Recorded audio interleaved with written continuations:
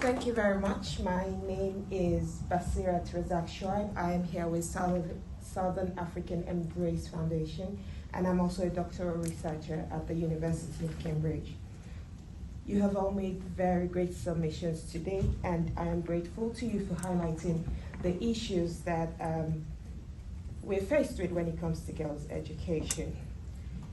However, in stating the statistics here today, and I start with you, as well as throughout the CSW, the absence of disability aggregated data has been visible.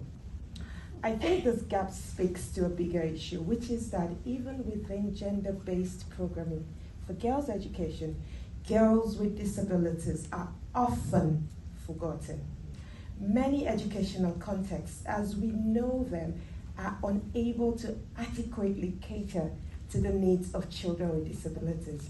However, we are yet to see real change when it comes to the education of girls with disabilities. I believe this is mainly due to the fact that we still look at disability as a homogeneous category, as if girls with disability are different from girls in conflict and are different from girls who are poor. Moreover, we seem to be forgetting how things like poverty and conflict produce and reproduce disability. And then when we talk about climate change, it is still these girls with disabilities who will be most disproportionately affected.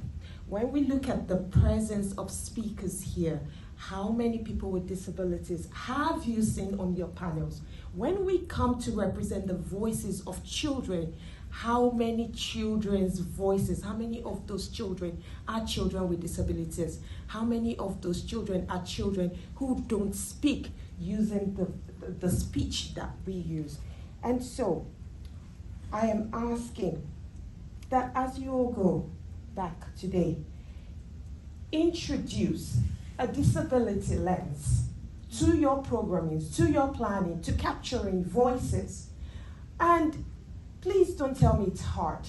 If you're committed, it is doable. Because if you don't do this, we will go and create programs for girls in conflict. But girls in conflict with disabilities will be left out. We will go and create for girls who are poor, but girls who are poor and have disabilities will be left out. If we don't want this to happen, we need to start applying that gender lens, remembering that the very presence of a disability introduces new dynamics to our planning and programming. And if we are not doing that consciously, then they will always be left out. And just before I go, I want to read this quote from a recent project that was done by my colleagues, Professor Nidhi Singal and Dr. Laraib, Niaz, involving girls with disabilities in Uganda. One of the girls said, "I can say education is good.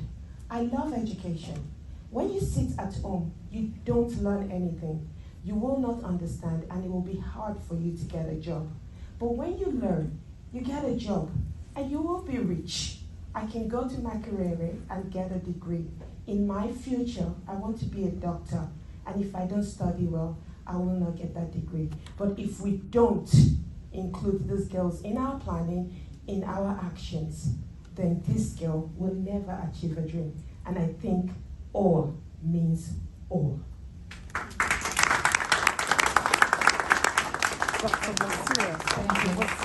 Thank you very much. Yes,